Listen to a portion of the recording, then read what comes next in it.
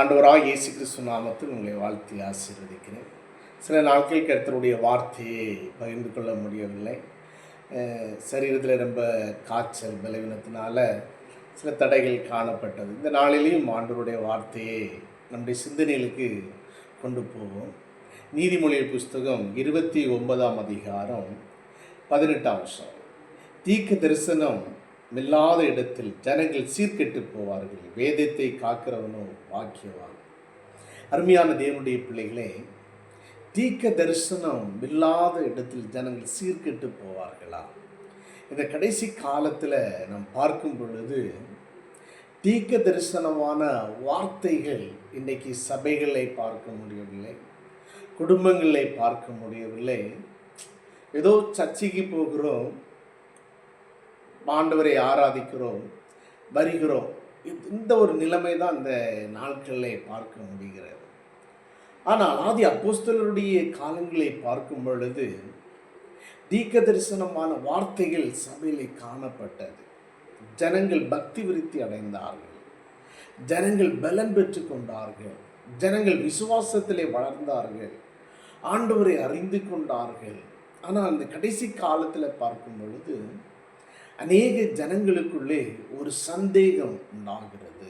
எப்படிப்பட்ட சந்தேகம் என்று சொன்னால், தீர்க்க தரிசனமான வார்த்தை சிலருடைய வாழ்க்கையிலே நடக்காத உடனே இது இவருடைய இருதயத்தின்படி பேசுகிறது என்று சொல்லி அநேகர் சந்தேகப்படுகிறாங்க. அப்படி இல்லை பிரியமானவர்களே, கர்த்தருடைய வார்த்தை வேதத்தின்படி ஒரு மனுஷன், ஒரு தேவ மனிதர் பேசுவாரானால் அந்த வார்த்தை உங்களுடைய ஆவியில குத்தப்படும், உங்களுடைய சிந்தனைக்குள்ள அந்த வார்த்தை கிரியை செய்யும், உங்களுடைய இருதயம் அப்படியே பூரிப்பாக ஒரு மகிழ்ச்சி அடையும்.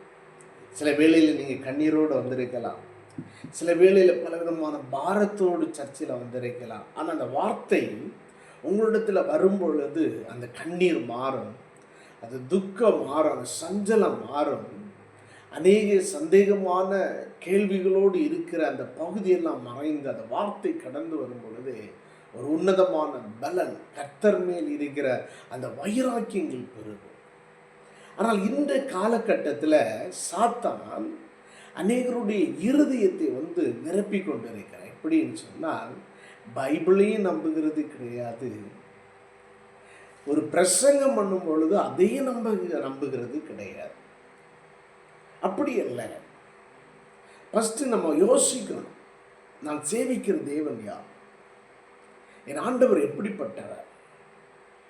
அந்த ஆண்டவரை ஃபஸ்ட்டு நம்ம பிடிச்சிட்டாலே உங்களுடைய வாழ்க்கையில் நாளைக்கு என்ன நடக்க போகிறது, அதற்கு அடுத்த நாள் என்ன நடக்க போகுது. ஆண்டவர் சில வேளையில் தரிசனம் மூலம் பேசுவார், சில வேளையில் சொற்பனத்தில் பேசுவார், சில வேளை நேருக்கு நேர் வார்த்தையின் மூலம் பேசுவார்.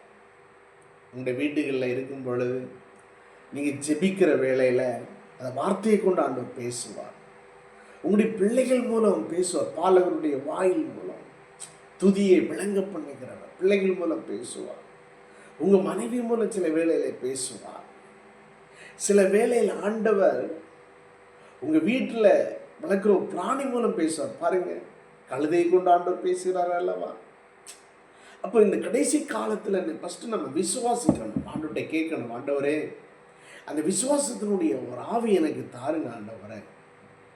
தீர்க்க தரிசனம் இல்லாத இடத்துல ஜனங்கள் சீர்கெட்டு போவார்கள்.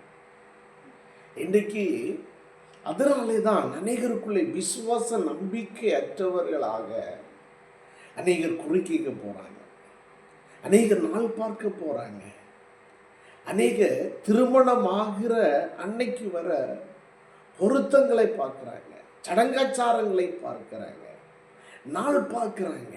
ஆண்டவர் சொல்கிறாரு, நாள் பார்க்கிற வேசியின் பிறந்த சந்ததிகளே. அப்படி என்று சொன்னால் இன்னைக்கு கர்த்தருடைய வார்த்தை எல்லாம் மறைந்து போய்விட்டு இருக்கிறது. கர்த்தருடைய வார்த்தை என்னுடைய இருதயத்தில் பார்க்க முடியவில்லை.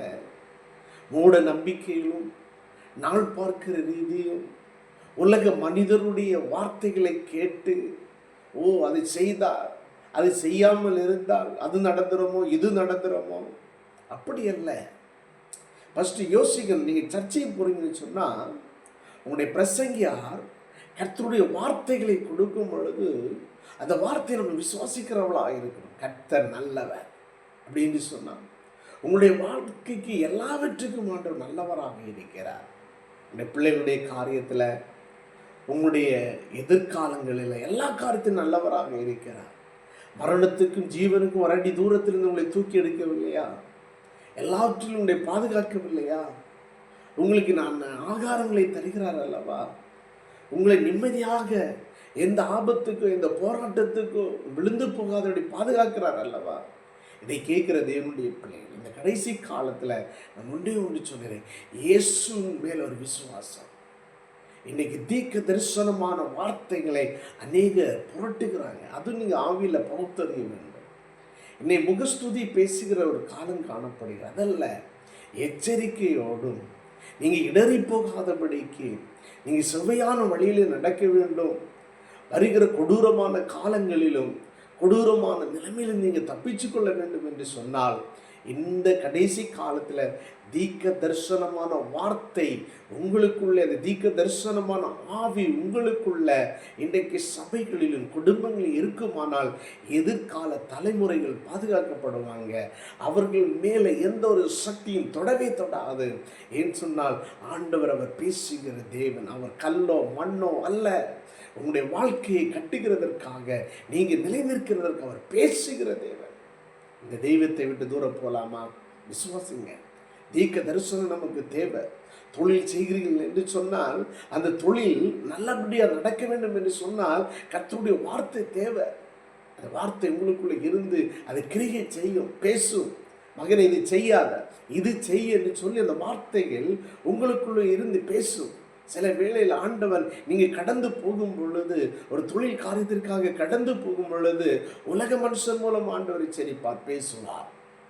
இதெல்லாம் இந்த காலகட்டத்தில் எல்லாம் மறைந்து கொண்டு இருக்கிறது. கடைசி காலத்தில் விசுவாசத்தை காண்பார்கள் சொல்லப்பட்டிருக்கிறது. அப்படி இல்லை, தேவன் ஜீவன் உள்ள தேவன் உங்களை அழைத்திருக்கிறார். அவர் தீர்க்க தரிசனமான வார்த்தைகளை நம்ம விசுவாசிக்கலாம். கர்த்தருடைய வார்த்தை ஒவ்வொன்றும் விருதை போகவே போகாது. அவர் இந்த ஆண்டில் உங்களுக்கு ஒரு வார்த்தையை தந்து விட்டார். பிடிச்சிருக்கணும், ஆண்டவரே இந்த வார்த்தை என் வீட்டுக்கு, என் தொழிலுக்கு, என் குடும்பத்துக்கு, என் பிள்ளைகளுடைய வாழ்க்கைக்கு, என் எதிர்காலத்துக்கு இந்த வார்த்தையை வைத்து ஆண்டவரே நீங்கள் ஜெபிக்கும் பொழுது அந்த வார்த்தை உங்களை ஆசீர்வதிக்குங்க, கைவிட மாட்டார். அப்படிப்பட்ட ஒரு தேவன் பாருங்க. 1 கொரிந்தியர் புஸ்தகத்தில் படிக்கும்போது அப்போஸ்தலனாகிய பவுல் சொல்லி, சபை பக்தி விருத்தி அடைகிறதற்காக தீர்க்க தரிசனமான வார்த்தைகள் தேவை. ஆதி அப்போஸ்தலருடைய நாட்கள் நடந்த, ஏன் இன்றைக்கு நடக்கவில்லை? இன்னைக்கு மனிதர்களுக்கு விசுவாசம், அந்த நம்பிக்கை அற்றவர்களாக இருக்கிறாங்க.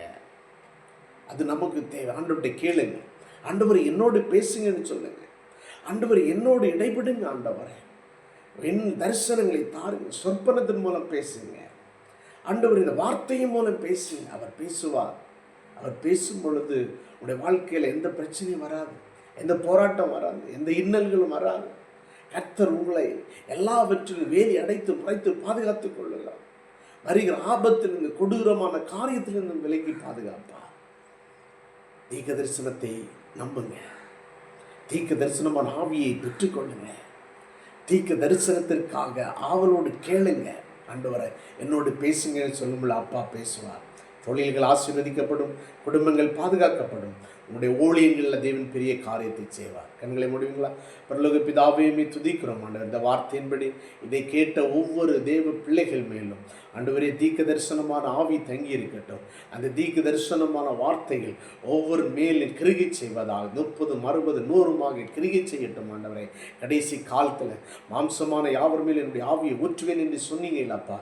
உங்களுடைய குமார்த்திகள் தீர்க்க தரிசனங்களை சொல்வார் சொன்ன வார்த்தையின்படி ஒவ்வொரு வாலிபர்கள் மேலும், வாலிப பிள்ளைகள் மேலும் தீர்க்க தரிசனமான ஆவி ஊற்றப்படட்டும்.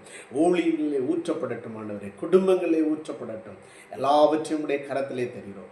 இயேசு கிறிஸ்துவின் ஜீவனுள்ள நல்ல தகப்பனே, ஆமேன். God bless you. கர்த்தர் உங்களை ஆசீர்வதித்தார். இந்த வார்த்தையை அநேகருக்கு ஷேர் பண்ணுங்க. ஏன்னு சொன்னால் அநேகர் கட்டப்பட வேண்டும், அநேகருடைய வாழ்க்கைகள் ஆசீர்வதிக்கப்பட வேண்டும். நிச்சயம் அந்த தீர்க்க தரிசனமான வார்த்தைகளை நீங்கள் கேளுங்க, நம்புங்க, அதை கடைபிடிங்க. கர்த்தர் உங்களோடு இருக்கிறார். ஆமென்.